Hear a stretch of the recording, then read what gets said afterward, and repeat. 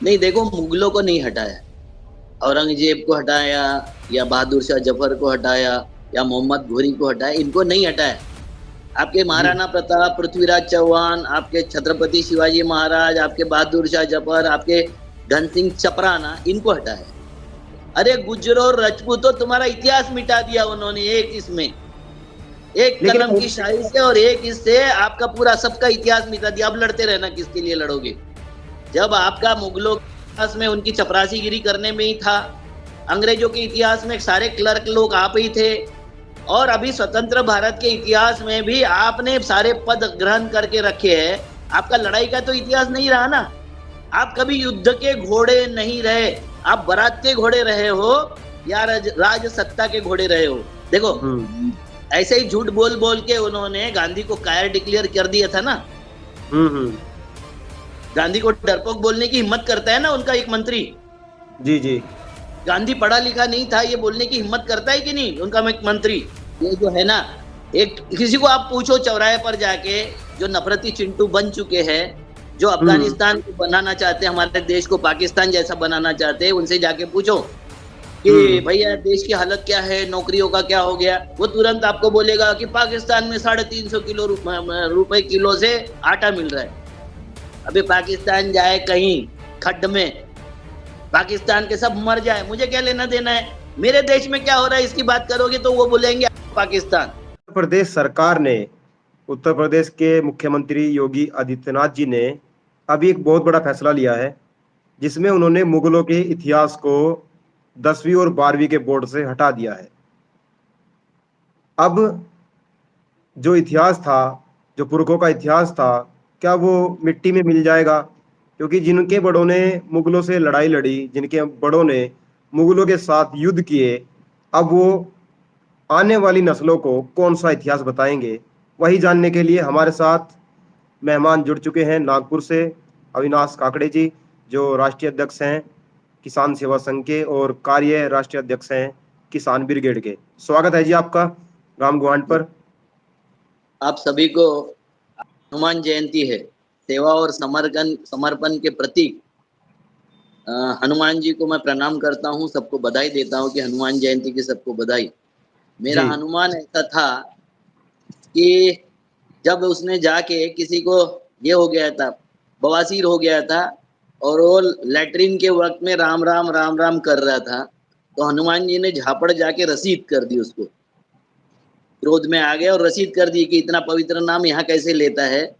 तो वहां जब दरबार में गया राम जी से मिलने, तो राम जी के चेहरे पर उसकी झापड़ रसीद जो की थी वो उनके चेहरे पर छपी हुई थी, और जी। चेहरा घुमा हुआ था राम जी का। हम्म तो उन्होंने पूछा ये क्या हो गया राम जी आपके साथ में? तो इन्होंने बोला तूने ही तो मारा।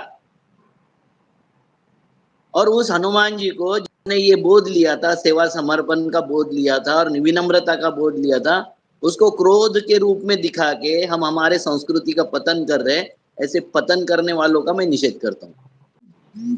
तो मेरा सवाल वो है कि आज जिस तरीके से इतिहास को हटाया गया है, इस्लाम का उदय हटाया गया है और भी बहुत सारी चीजें हटा दी गई हैं 10वीं और 12वीं के बोर्ड से, आप किस तरीके से देखते हैं इस चीज को? नहीं देखो, मुगलों को नहीं हटाया, औरंगजेब को हटाया या बहादुर शाह जफर को हटाया या मोहम्मद घोरी को हटाया, इनको नहीं हटाया। आपके जी। महाराणा प्रताप, पृथ्वीराज चौहान, आपके छत्रपति शिवाजी महाराज, आपके बहादुर शाह जफर, आपके धन सिंह चपराना, इनको हटाया। क्योंकि उस इतिहास में तो वो बग्गी के घोड़े थे। जी। उनका उनका जो चल रहा था, अकबर का नवरत्न दरबार था, उसमें कितने ब्राह्मण थे? 9 में से 5 ब्राह्मण थे। तो हम्म वो तो उनकी राजाओं की बग्गी खींच रहे थे ना। वो युद्ध के घोड़े तो नहीं थे। मैं हर वक्त बोलता हूँ कि वो ऐसे झापड़ लगाए हुए घोड़े हैं। आरएसएस का हम्म मतलब झापड़ लगाए हुए घोड़े। उनको हम्म अर्थशास्त्र, उनको इतिहास, इनको समाज शास्त्र, सारा का सारा उतना ही दिखाई देता है जितना उसका मालिक दिखाना चाहता है। और जी। मालिक तो हमारे नागपुर में बैठा हुआ है, तो उनको उतने ही दिखा रहे। तो उन्होंने हम्म मुगलों का इतिहास नहीं मिटाया भाई। मुगलों का इतिहास मिटाने से कुछ नहीं होगा, आपके पुरखों का इतिहास मिटाया। अब छत्रपति शिवाजी महाराज किसके साथ लड़े थे? तारा रानी किसके साथ लड़ी थी? संभाजी राजे किसके साथ लड़े थे? घनसिंह चपराना किसके साथ लड़े थे? अब बताइए, तो ये लोग इसमें किसके साथ? आप जिसको पृथ्वीराज चौहान के लिए आप लड़ाई करते थे, महाराणा प्रताप के लिए लड़ाई करते थे कि वो गुज्जर थे कि राजपूत थे। अरे गुज्जरों और राजपूतों, तुम्हारा इतिहास मिटा दिया उन्होंने एक इसमें, एक लेकिन कलम की शाही से और एक इससे आपका पूरा सबका इतिहास मिटा दिया। अब लड़ते रहना, किसके लिए लड़ोगे?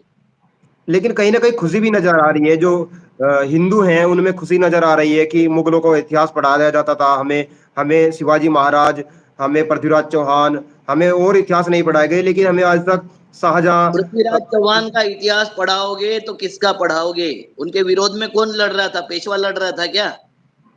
कौन लड़ रहा हम्म, था? भाई आप तो अपने मोहम्मद घोरी के विरोध में कौन लड़ रहा था? हम्म राणा प्रताप के विरोध में कौन लड़ रहा था? घनश्याम चपराना के विरोध में कौन लड़ रहा था? छत्रपति शिवाजी महाराज के विरोध में कौन थे? अगर आप उसको हटा दो तो फिर इतिहास बचा क्या है? किसके साथ लड़ रहे थे बताओगे आप? किसके साथ में लड़के इन्होंने स्वतंत्रता पाए बताओगे? जब आपका मुगलों के इतिहास में उनकी चपरासीगिरी करने में ही था, अंग्रेजों के इतिहास में सारे क्लर्क लोग आप ही थे, और अभी स्वतंत्र भारत के इतिहास में भी आपने सारे पद ग्रहण करके रखे हैं। आपका लड़ाई का तो इतिहास नहीं रहा ना। आप कभी युद्ध के घोड़े नहीं रहे, आप बारात के घोड़े रहे हो या राज सत्ता के घोड़े रहे हो। तो बारात के घोड़े इतिहास लिखेंगे तो क्या लिखेंगे? बारात में लाइट हम्म लगती है, सामने लोग नाचते हैं, फटाके, भाई यही इतिहास लिखेंगे ना। युद्ध का जी इतिहास, शौर्य का इतिहास, युद्ध का इतिहास होता है बम गोलों का इतिहास, युद्ध का इतिहास होता है तलवार और भालों का इतिहास। तो इनके पास तो था ही नहीं। इनका एक हम्म आदमी नहीं है नाम लेने लायक इनके पास में। एक का अभी हम्म नाम ले रहे, वो भी याचनावीर निकल गया। और ये हम्म याचनावीर हम नहीं बोल रहे, अटल बिहारी वाजपेयी जी ने जो उनके माफीनामे पब्लिश किए थे उसमें उनका इतिहास समझ में आ गया। वो खुद ही अपना इतिहास पोल खोलते, क्योंकि सच्चाई कभी छुप नहीं सकती हम्म बनावट के वसूल से। ये सब कागज के फूल है, इनसे खुशबू नहीं आएगी। तो अब जी, अब किसको पढ़ाया जाएगा, अब कौन सा इतिहास लिखा जाएगा? अब वो जो लिखेंगे, सावरकर के साथ में लड़ाई हुई थी अंग्रेजों की, हम्म लिखेंगे कि सत्याग्रह आंदोलन सावरकर ने किया था, अहिंसा आंदोलन सावरकर ने किया था। वो लिखेंगे हम्म कि वो धन सिंह चपराना जो थे वो दूसरे गुजरों के साथ में या जाटों के साथ में लड़ रहे थे। वो हम्म लिखेंगे कि मोहम्मद घोरी आया ही नहीं था, फिर वो कौन लड़ रहे थे, फिर सोरठी सोमनाथ मंदिर किसने लूटा। हम्म तो इतिहास अगर नहीं पढ़ाओगे तो तुमको क्या बताना है किसकी लड़ाई थी आपस में? तो 900 साल जी मुगलों ने राज किया, हम्म पृथ्वीराज चौहान और जो ये जो थे महाराणा प्रताप, ये पेशवाओं के साथ लड़ रहे थे। वो वहां पानीपत की जो 3 लड़ाइयां हुई वो आपस में ही हम लड़ रहे थे, हम्म उसमें कोई विदेशी नहीं था। तो जो आने वाली नस्लें हैं उन्हें किस तरीके से पता लगेगा, आप क्या संदेश देना चाहेंगे? जो आने वाली नस्लें हैं उन्हें कैसे पता लगेगा कि असल में चल क्या रहा था, हमारे बड़ों जो पुरखे हैं उन्होंने किसके साथ लड़ाई लड़ी? जब उनको मुगलों का इतिहास नहीं पढ़ाया जाएगा तो आपको क्या लगता है अलग किसको लेके आएंगे? सावरकर को तो पढ़ा नहीं सकते क्योंकि इनको भी बताया, बस आज सावरकर के बारे में सबको पता लग चुका है, सच्चाई पता लग चुकी है। हम्म क्या पता चल चुका है? उनको लगता है ना कि एक बार 100 बात बोलने से, एक झूठी बात 100 बार बोलने से वो सच हो जाती है। देखो, हम्म ऐसे ही झूठ बोल बोल के उन्होंने गांधी को कायर डिक्लेयर कर दिया था ना। हम्म। गांधी को डरपोक बोलने की हिम्मत करता है ना उनका एक मंत्री। जी जी। गांधी पढ़ा लिखा नहीं था ये बोलने की हिम्मत करता है कि नहीं उनका एक मंत्री? कल मैं एक पोस्ट भी देख रहा था कि किसी ने पोस्ट कर रखी थी कि गांधी जी गाड़ी से उतर रहे हैं, वो कह रहे हैं कि गाड़ी तो विदेशी है लेकिन कपड़े विदेशी नहीं पहनते थे गांधी जी। इस तरह की कमेंट मैं पढ़ रहा था, आपका भी मैंने पढ़ा सोशल फेसबुक पेज पर। आप लिख रहे हैं पेशवाओं ने 900 साल राज किया। क्या कारण था इन चीजों को लिखने का और गांधी जी के बारे में इस तरह की? देखो, गांधी जी को तो बदनाम करने का उनका ठेका है। हम्म वो भी बदनाम करते और वामसीपी भी बदनाम करते गांधी को। हम्म गांधी ने कुछ किया नहीं किया मुझे नहीं पता है, ये नहीं बताना चाहता क्योंकि आज का सब्जेक्ट नहीं है वो। मगर जी गांधी ने देश में देश की भावना निर्माण किया। वो हम्म चाहे भगत सिंह की लड़ाई हो, चंद्रशेखर आजाद की लड़ाई हो और किसी की लड़ाई हो, उस वक्त जो ग्रुप था क्रांतिकारी ग्रुप, उसमें 1000 से ज्यादा लोग इन्वॉल्व नहीं थे। हम्म और वो भी अलग विचार रखते थे। कोई बोलता था इसको मारना है, कोई बोलता था उसको मारना है, कोई बोलता था बम फोड़ना है, कोई बोलता था जो जो पार्लियामेंट है उसमें बम फोड़ना है। है ना? उनकी सबकी अलग अलग थी, वो कोई एक समूह में 1000 लोग भी नहीं थे। दूसरी एक विचारधारा थी, वो विचारधारा ये कहती थी कि भाई पढ़ लिख के आओ, जर्मनी से आओ, लंदन से आओ, कहीं से भी पढ़ लिख के आओ और एक अपना क्लब बना दो और अपने लिए सुविधा मांगने के लिए एप्लीकेशन देते रहो, वो उसके लिए डेपुटेशन देते रहो, ये था। मगर उस स्वतंत्र आंदोलन में पूरी जनता को 30 लाख लोगों को इन्वॉल्व करने से 30 लाख से ज्यादा लोग इन्वॉल्व हुए थे। 1.5 लाख से ज्यादा लोग उस वक्त इसमें थे, क्या बोलते, जेलों में थे और हजारों लोगों की कुर्बानी हुई थी। ये सब चमत्कार गांधी ने किया था। मगर इतिहास ही मैंने पोष देना है ना, इनको अंग्रेजों का बनाया हुआ नहीं चाहिए। वो जो रोड था, जनपद जिसको बोलते थे, राजपथ बोलते थे। देखो, राजपथ ये नाम अंग्रेजी है, मगर अभी जो नाम रखा है वो क्या है? सेंट्रल विस्टा, वो हिंदी नाम है, संस्कृत नाम है। शायद मुझे लगता है गुजरी भाषा का नाम है सेंट्रल विस्टा। वो देसी नाम है। जी जी। हम ताली पीटते हैं, वो जाके अकेले उसका भूमि पूजन करते हैं। क्या खुद के घर की प्रॉपर्टी बना रहे थे मोदी जी? जी। उन्होंने वो मंदिर का भी उद्घाटन किया, अपने शिव मंदिर का बनारस में, वहां भी जाके अकेले ही पूजा किए। क्या भैया इस देश के शंकराचार्य मर गए? शंकराचार्य कोई बचा नहीं है? सबकी अंत्येष्टि हो गई क्या? आप अकेले ही बचे हो अब? क्या मामला है? जी, मुगलों का जो इतिहास हटाया गया है उसमें कहीं ना कहीं हिंदू खुश नजर आ रहा है। क्या कारण लगता है आपको, हिंदू क्यों खुश हो रहा है? ये जो है ना, एक किसी को आप पूछो चौराहे पर जाके, जो नफरती चिंटू बन चुके हैं, जो अफगानिस्तान को बनाना चाहते हैं, हमारे देश को पाकिस्तान जैसा बनाना चाहते हैं, उनसे जाके पूछो कि भैया देश की हालत क्या है, नौकरियों का क्या हो गया, वो तुरंत आपको बोलेगा कि पाकिस्तान में 350 किलो रुपए किलो से आटा मिल रहा है। अभी पाकिस्तान जाए कहीं खड्ड में, पाकिस्तान के सब मर जाए, मुझे क्या लेना देना है? मेरे देश में क्या हो रहा है इसकी बात करोगे तो वो बोलेंगे पाकिस्तान। उनको बोलोगे कि ये हालत ऐसी हो गई है तो वो बोलेंगे देखो मुसलमानों की अकल ठिकाने ला दिया। बहुत अच्छा किया आपने, मुसलमानों की अकल ठिकाने लाया। अब 20-25 करोड़ मुसलमानों को एक बोरी में बंद करके समुद्र में डुबा दो, तुम्हारी अगर औकात होगी तो डुबा दो। मगर बाकी बचे हुए 90 लाख हिंदुओं का क्या करोगे ये बताओ? उनको रोजगार कैसे दोगे? उनको स्वास्थ्य कैसे दोगे? उनको शिक्षा कैसे दोगे? उनका जीवन बेहतर कैसे बनाओगे? आपने तो सारा बेच दिया देश का। 2-4 लोगों के, 10 लोगों के नाम से आपकी सारी प्रॉपर्टी कर दिए। वो राहुल गांधी पूछ रहा है कि ये सब पैसा किसका है? ब्लैक मनी कैसे रोटेट होके आया? मॉरिशस से कैसे रोटेट आया? सिंगापुर से आया? पैसा किसका है? उसका जवाब नहीं देना है, क्योंकि आपके मूल मुद्दों का जवाब नहीं देना है। तो ये नफरती चिंटू, फिर पाकिस्तान, फिर मुसलमानों की अकल ठीक हो गई। मैं बोलता हूं कि मुसलमानों की अकल आपने ठीक कर दी, बहुत अच्छा किया। जो मुसलमान आपके कार का पंचर बना रहा था, अब आपके पास में मोटरसाइकिल नहीं बची, वो मोटरसाइकिल का भी पंचर वही बनाएगा। वो आपसे कभी नौकरी नहीं मांगा, कोई मुसलमान ने कभी नहीं मांगा उसने नौकरी, ना उससे बैंक से लोन मांगा, ना उसने कभी रिजर्वेशन मांगा। वो तो कुछ मांगता ही नहीं है तुमसे। एक मुसलमान अपनी जिंदगी में 10 से 15 धंधे चेंज करता है और वो आपके इसमें योगदान देता है। आपके पंचर कौन सुधारेगा रे भैया? अब आपके यहाँ सब्जी वब्जी पहुंचाने का जो काम है वो कौन करेगा? आपके गाड़ी सुधारने का काम कौन करेगा? ये कौन करता है? स्क्रैप का धंधा कौन करेगा? वो उनका अपना धंधा कर रहे, तुम्हारे कुछ करने से उनका कुछ नहीं होता। जो पंचर आप 10 रुपए में सुधार रहे थे, अब वो 50 रुपए में वही सुधार रहे। उसकी बुद्धि ठीक हो गई कि तुम्हारी बुद्धि ठीक हो गई है? नहीं, कुछ लोग ये भी कहते हैं कि 100 हिंदुओं के बीच में एक मुसलमान सुरक्षित रह सकता है, लेकिन 100 मुसलमानों के बीच में एक हिंदू सुरक्षित नहीं रह सकता। ठीक मान लिए, मुसलमान बहुत कट्टर है, मुसलमान धर्म के प्रति कुछ भी करने को तैयार है। वो मारपीट पर उतर आते हैं, वो मारामारी करते हैं। वो उनके देश से पहले उनके लिए उनका धर्म है। तो आप भी क्या उनके जैसे हो जाके सुरक्षित हो जाओगे?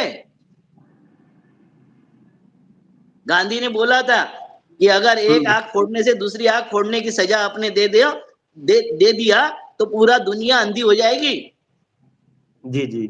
भाई वो कट्टर है, मैं मान जाता हूँ, एक बार मैं मान लेता हूँ कि मुसलमान कट्टर है, मुसलमान सेकुलर नहीं है, बिल्कुल मानता हूँ। मैं उनके मीटिंग में भी बोलता हूँ, मगर उसका मतलब ये नहीं होता कि आप भी वैसे हो जाओ और इसको भारत को पाकिस्तान बना दो, भारत को अफगानिस्तान बना दो, भारत को सीरिया बना दो, भारत को और कुछ बना दो। ये नहीं होता इसका मतलब। लेकिन कहीं ना कहीं उत्तर प्रदेश में जिस तरीके से क्राइम था, जो क्राइम बढ़ा हुआ था, योगी जी के आने के बाद वो सुधरा है। देखो, पहली बात तो आपको एक बात बता देता हूं कि यादव मुस्लिम गठबंधन में जो पार्टी चुनाव जीती थी, उन्होंने एडमिनिस्ट्रेशन में यादव को और उनको विशेष अधिकार दे दिए। उत्तर प्रदेश की बीमारी यह है कि वहां जाति से क्रिमिनल पहचाने जाते हैं, जाति से शासन पहचाना जाता है। जी। तो दुर्भाग्य से जो आपका यादव था और मुस्लिम था, उन्होंने अन्य जातियों पर जिस तरीके से अन्याय अत्याचार किए, क्राइम किया, तो अब बाकी ओबीसी यादव को वोट नहीं देना चाहते। ये वास्तविकता है। इस हम्म। वास्तविकता को अखिलेश यादव को भी समझना पड़ेगा और जयंत चौधरी को भी समझना पड़ेगा और मुसलमानों को भी समझना पड़ेगा। ये नहीं समझेंगे तो ये फिर उसके इसमें उनके रिएक्शन में बीजेपी को वोट देंगे और बीजेपी आपके घर बार बेच देगी। अब आप क्या संदेश देना चाहेंगे कि किस तरीके से कार्य करना चाहिए, कैसे मिलकर स्वयं ये के लोग। लिए स्वयं के लिए वोट देना सीखना चाहिए। हमारे रोजगार के लिए, स्वास्थ्य के लिए, शिक्षा के लिए। बहुत हो गया। अब मंदिर बनाना था, बन गया। 370 हम्म। हटाना था, हट गया। अब हम्म। मुसलमानों को डराना था, डर गए। अब जी। खुद की सोचो, खुद जी। की जी। सोचो, खुद के रोजगार की सोचो, स्वास्थ्य की सोचो, शिक्षा की सोचो, अपनी बात हम्म। सोचो ना। क्या आप पाकिस्तान को मिटाने के लिए जाओगे? हम्म। हम्म। वो तो बिरयानी खाने जाएंगे पाकिस्तान में, आप क्या मिटाने जाओगे? अरे आपको क्या क्या सिखाता भैया। बादलों के वजह से सेट, वो बोलता है कि वो ये नहीं, क्या बोलते हैं, फ्लाइट पकड़ी नहीं जाती उसमें, उसके जो सिग्नल्स है वो पकड़े नहीं जाते बादल की वजह से। जी।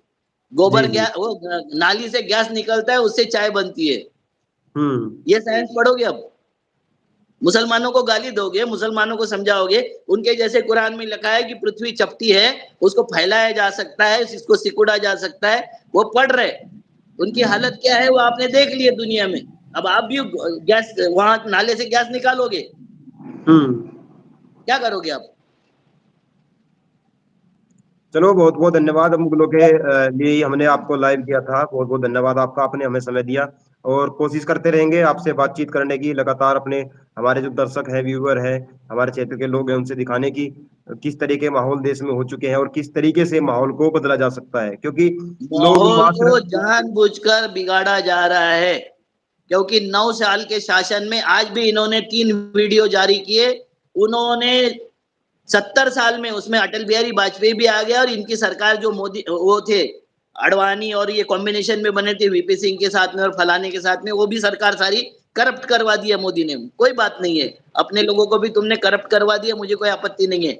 मगर 9 सालों में पहले भी आप आरोप लगाते थे, आज भी आरोप लगा रहे हो। किसी को सजा क्यों नहीं हुई अभी तक? किसी को हम्म। पकड़ा क्यों नहीं गया अभी तक? किसी के ऊपर केस दर्ज क्यों नहीं हुए अभी तक? अभी केस दर्ज करती ईडी की, ईडी तो कौन सा करता है? मनी लॉन्ड्रिंग की केस करती है और कुछ ऐसे केस करती है, देशद्रोह और देशभक्ति के केस करती है। अभी कल का जजमेंट देख लो। वो जो है केरला का न्यूज चैनल है, इंडिया वन, या कौन सा न्यूज वन, या ऐसा कोई चैनल है, जिसके ऊपर इसलिए बैन लगा दिया था कि वो मुसलमानों की बात उठाता है। वो ये हम्म। बोला था कि दिल्ली के जो दंगे हुए थे, वो एडमिनिस्ट्रेशन में शहनशाह और शाह की कमी से उठा था। हमारे देश हम्म। में कौन है दोनों राज करने वाले? तो शाह और शहनशाह दोनों ही है ना। तीसरा कौन जी। है? जी। मंत्री का नाम नहीं बता सकते आप किसी तीसरे कि ये कर जी। रहा जी। है। तो जी। ये जी। शाह और शहनशाह के विरोध में उस टीवी चैनल ने बता दिया, सुप्रीम कोर्ट ने जुतिया दिया, जुतिया दिया, बता दिया है कि ऐसा नहीं होता है। तुम्हारे हम्म। ऑर्गेनाइजर, तुम्हारे मुखपत्र जो है पांचजन्य और वो ऑर्गेनाइजर, वो तुम्हारी जब बात लिखते तो कोई बात नहीं है, और उसने अगर मुसलमानों के लिए लिखा है तो तुम्हारी गलती हो गई। और उसने जो बताया वो तो सच्चाई बताया कि एडमिनिस्ट्रेशन तुम्हारा गलत था, इसलिए हुआ।